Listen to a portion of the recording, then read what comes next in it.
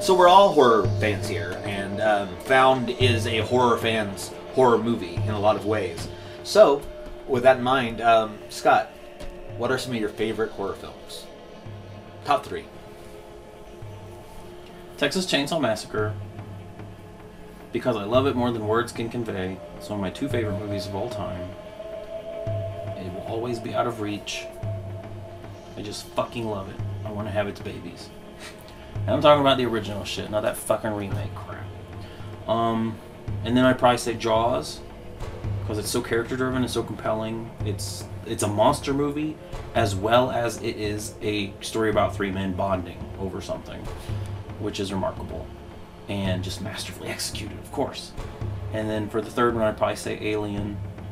Haunted house in space, you can't go wrong. It's creepy, so scary, so suspenseful, and that the whole bringing pregnancy to a level that men can understand was the really groundbreaking aspect of Alien that you have to appreciate. But all 3 of those, I think, have a tremendous aesthetic merit, and that, I think, is something that appeals to me the most.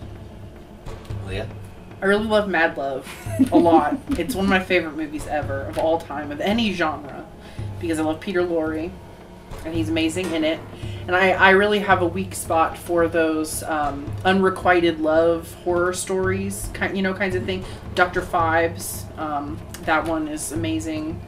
And also I, Madman. They're all sort of the same movie, kind of, but you talk about aesthetic value, Dr. Phibes. I mean, holy shit. It's gorgeous. It's one of the most beautiful movies I've ever seen. I really, really love it. When we talk about things that have actually frightened me, one of the first things that comes to mind is The Haunting. Again, ghosts, haunted house. The fact that you really,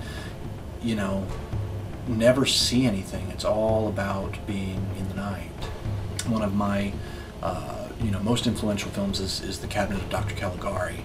It's set design. It's the idea of everything being set in this sort of dreamlike space where it's surreal, but it's not beyond the scope of possibility within this world, I would probably say Videodrome.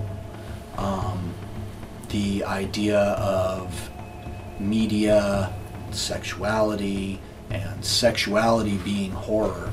All of the various... Because sex is one of our most, vulnerable times, and that's really what horror is about, is catching you at your most vulnerable state. What are yours, Nathan? Oh, me. I would say, this could be questionable of how Found, you define... of course. Found, of course. But no, actually, I was thinking about that, and,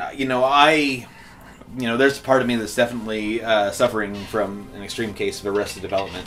So what spoke to me about Found was I like, boys' journeys. I love a journey about growing up. One film I love very much that I would consider at least partially horror is Night of the Hunter.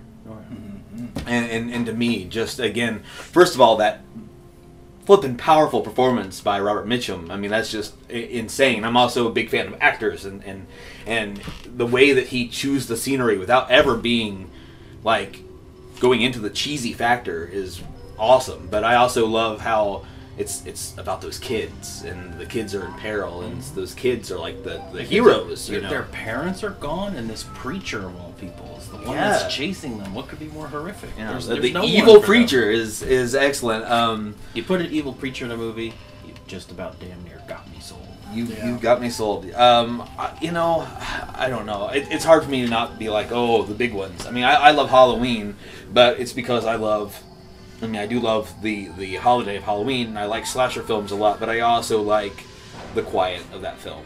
I like how John Carpenter uses like the anamorphic widescreen in ways that a lot of people didn't use it back then. I mean, the only other person I can think of who uses it quite like that is maybe Leone, It was kind of unusual for a horror film.